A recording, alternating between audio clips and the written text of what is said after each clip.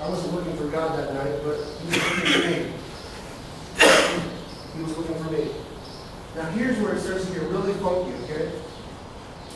So I remember I said the prayer that night and all that, and you know, I've seen people that come to altars and they say a prayer, and they're like different like that, like night and day. You know what I mean? Like the hand of God just came down and bam, and there's somebody else. I've seen that with my own eyes, okay?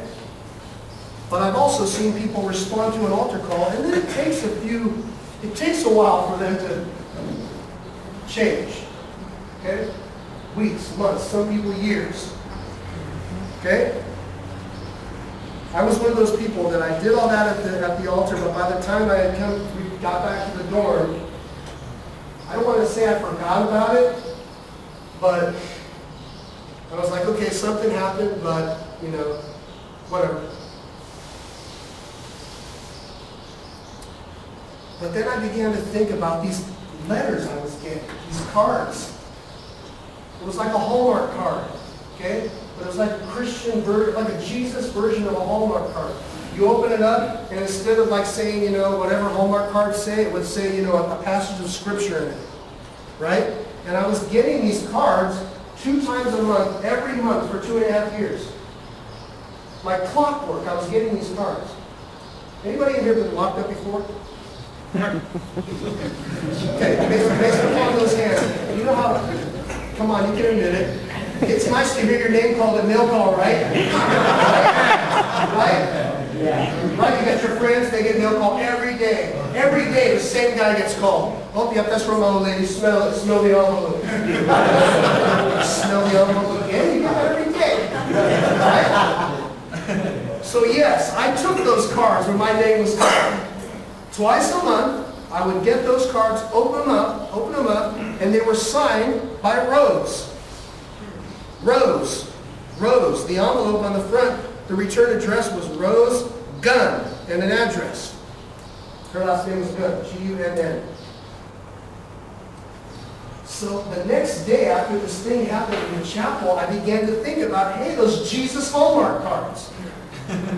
I remember one time there was a phone number in the cards. So I dug them up, right? I dug these cards up and I looked through them and I found the one that had the phone number, right? So when it was my turn to use the phone, I called the number and a little old lady's voice answered, hello. And I said, is this, and they said the whole spiel about the, you know, accepting a call from an inmate. I'll accept the charges, right? And she said, who is this? And I said, Rose? And she said, yeah. And I said, Rose, this is Richard. And she already knew it was a call from the prison, right? So I couldn't even get my name out, Richard. She said, hallelujah! Now I'm new to this scene, okay? So I don't know if she's speaking English, or maybe she speaks a couple of different languages. I'm not sure, right? But she starts hollering on the other end, right? No, I kid you not. This is exactly what she says to me. All right, now you need to start praying in tongues. Here we go. I can't make this stuff up. I can't make this up. She says, you need to start speaking in tongues. Here we go. And she starts going on, right? In the spirit, in tongues. And guys, remember, I just barely got my feet wet, just a little bit. Just, you know what I mean? I'm new to this whole thing. And so she freaked me out on the phone. I'm not going to lie to you. She freaked me out, right? I could not wait to get off that phone. Right? I could not wait to get off. And we got off the phone, and I never called her again. Purposely, because she freaked me out. Okay? You know what I mean? I'm like, can't we just talk about the music? And man, I was thinking about my daughters and my heart. Can't we talk about that? I think I'll talk about she's going off in this language. Okay? Now, so that's that. So anyway, ended up getting out.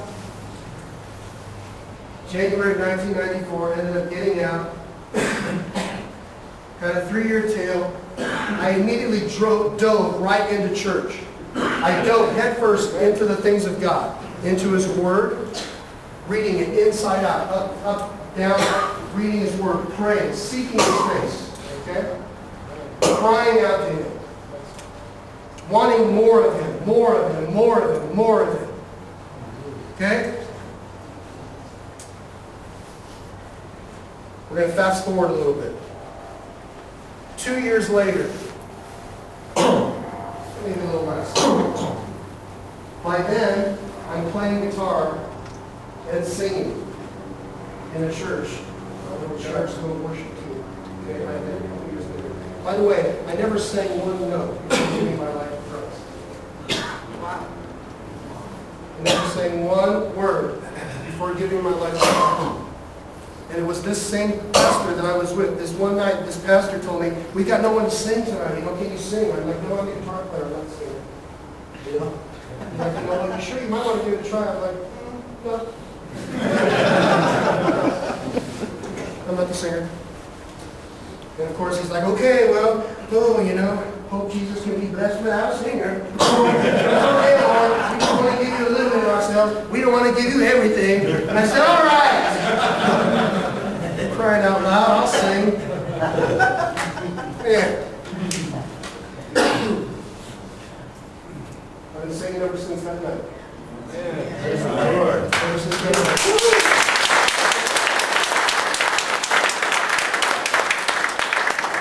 Here's where it gets good. A couple of years later, this pastor of mine is invited to go to a church as their guest speaker and speak. Okay? He called me up, he's like, "Yeah, I've been invited to this church, I'm going to speak, they're having a revival, you know, this thing's going on, a week-long thing, and you come and sing a couple of specific songs that I want before the message," you know. I said, "Yeah, sure." So we went to this church where he was the guest speaker, and I sang the songs, and he got up and spoke, and it was all good, and now it's at the end of the service. There, a lot of people have already gone home, you know, people are just kind of talking over here and over there, getting ready to walk out the door.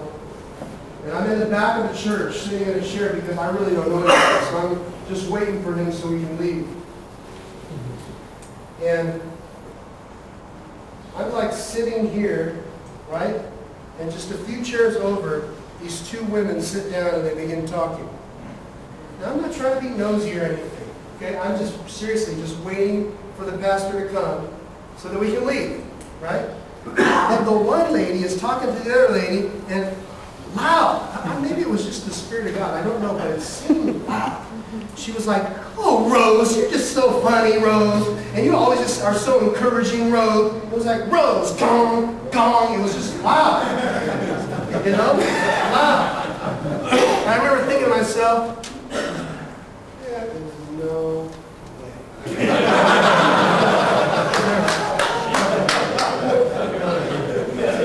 No way. I couldn't resist. I walked over and I said, "Excuse me, lady." You're like, "Oh, hello." And I looked at the one that was, definitely the older lady. I said, "You know, I couldn't help but overhear her calling you Rose. You know, is that your name?" She said, "Yes, that's my name." And I said, "What's your last name?" And she said, "Gunn."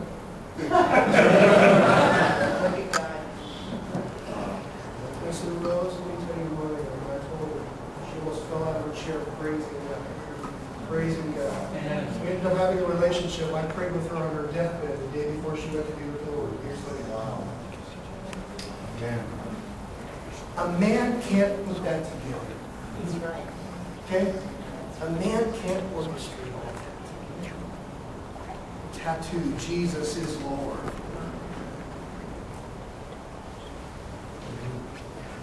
2.5 years prior, these cards are coming. Twice a month. Coming.